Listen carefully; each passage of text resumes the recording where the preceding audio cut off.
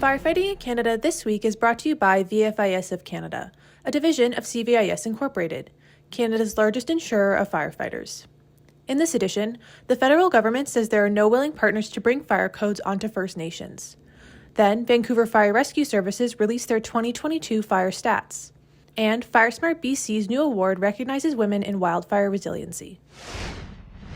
A recently released document shows that the federal government reports it does not have a willing partner to find a way to introduce fire codes on First Nations reserves. A meeting scenario note for Indigenous Service Minister Patty Hajdu, obtained by the Canadian Press, detailed some of the sticking points the Indigenous Fire Marshal Service says it has run into when it comes to improving fire prevention. For decades, house fires on First Nations have caused deaths and injuries at a much higher rate than off-reserve.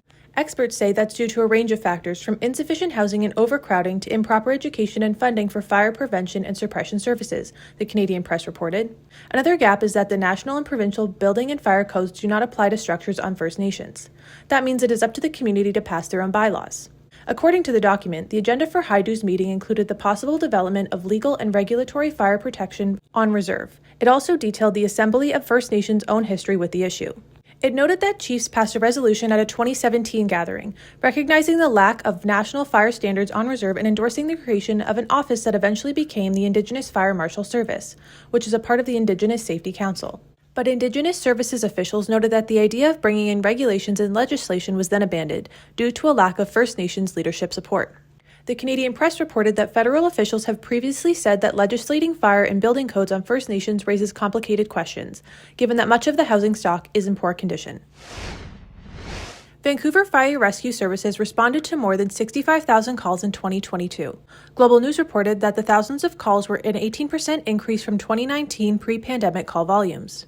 Out of the 10 fire-related fatalities Vancouver recorded in 2022, the city's fire services said half of the deaths were a result of rechargeable batteries.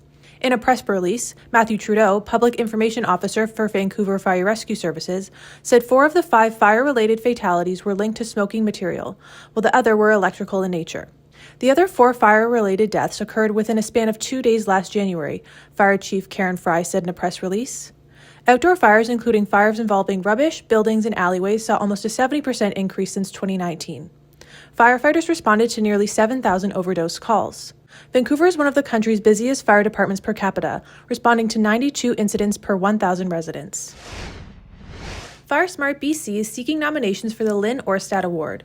The award is in memory of Lynn Orstad and will be presented annually in recognition of women who have made significant contributions in wildfire resiliency and advocacy efforts in BC or Alberta.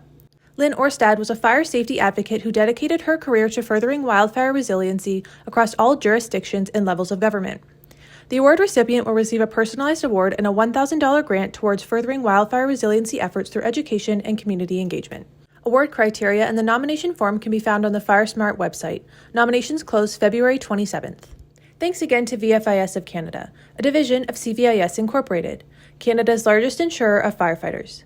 Stay tuned for our next episode on Friday, February 17th.